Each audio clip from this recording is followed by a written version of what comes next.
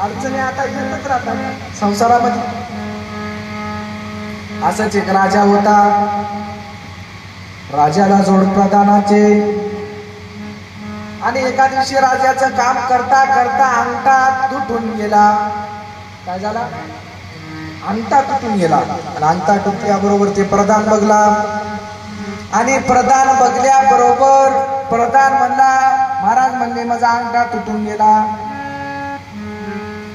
अंगठा तुटला तर प्रधान काय म्हणला, महाराज जे झालं ते बऱ्यासाठी झालं।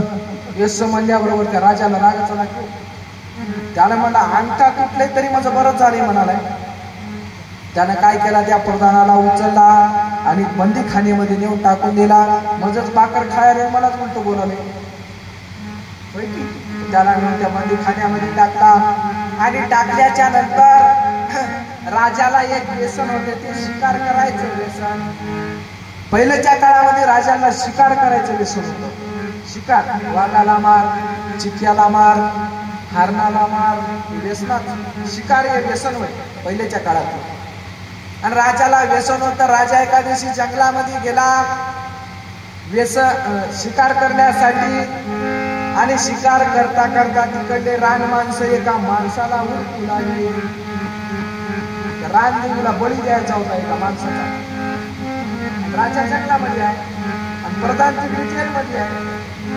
मग राजा हिंडता हिंडता ते रान माणसं आले, राजाला खालून वरपर्यंत बघितले।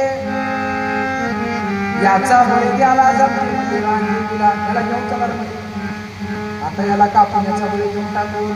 तिथं नेल्याच्या नंतर मात्र त्याला वरून खालपर्यंत बघितले तर त्याचा अंगठा तुटलेला होता। आणि त्या अंगठा तुटलेला असल्यामुळे ते लोक म्हणले याला जमणार बळी द्यायला।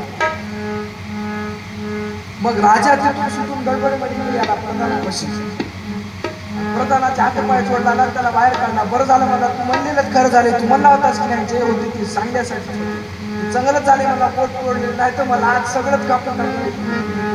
बोटावर गेली म्हणला, बघ तू होतास ते बरं। त्यानं म्हणला तुम्ही मला मी असं बोललो म्हणून तुम्ही जेलमध्ये टाकलेलं बरं झालंय। मी जर तुमच्या संग राहिला असतो तर तुम्हाला सोडून देत होते, आधी मलाच कापत होते। म्हणून संसारामध्ये जे होते ते चांगल्यासाठी होते।